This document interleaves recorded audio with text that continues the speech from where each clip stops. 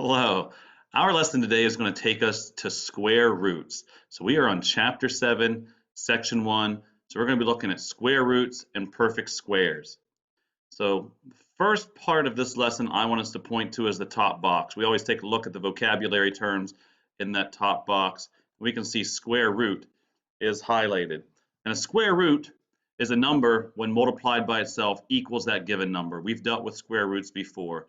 If you have the number 16, the square root of 16 is 4. Something a little different we're going to add on though is this concept right here about every positive number. Every positive number has two square roots. They have a positive square root and a negative square root.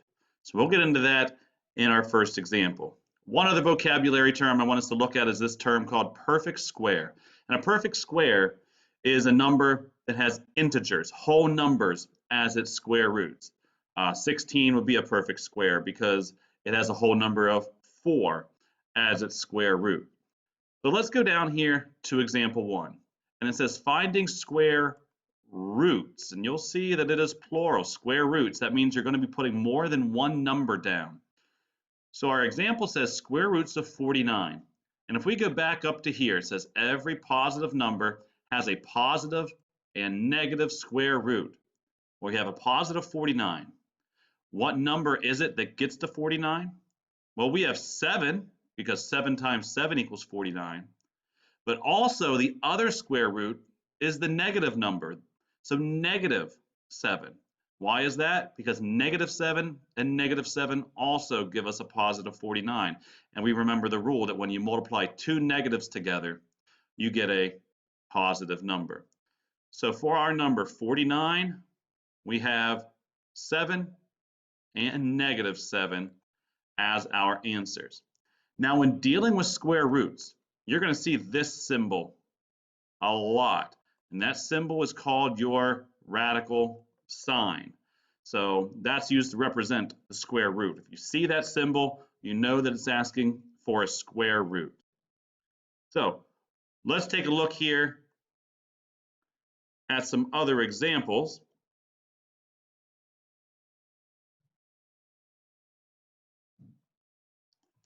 And starting with the square root of 25.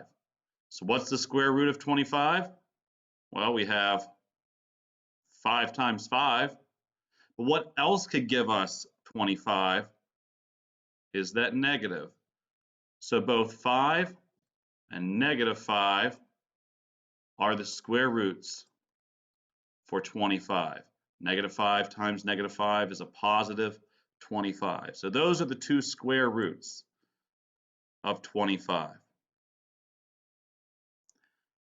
Down here then, let's look at our examples. So we have 36. What's the square root of 36? Well, we can have 6, so 6 times 6. We can also have negative 6. Negative 6 times negative 6. So both 6 and negative 6 are our square roots. So you're going to find two square roots for these positive integers. Let's look at this one, 100.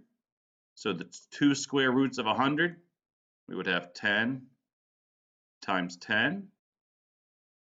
And then we have negative 10, which negative 10 times negative 10 also gives you positive 100. So your next task is going to be to go through, you're going to complete the walkthrough using chapter 7. Section 1 is going to take you through the same page that we just went through. After that, there is a Get More Math lesson just on finding the square roots. You will have to put both a positive and the negative square root for each of the numbers. So go ahead and complete those two lessons, or those two parts of the lesson, and I'll see you guys later.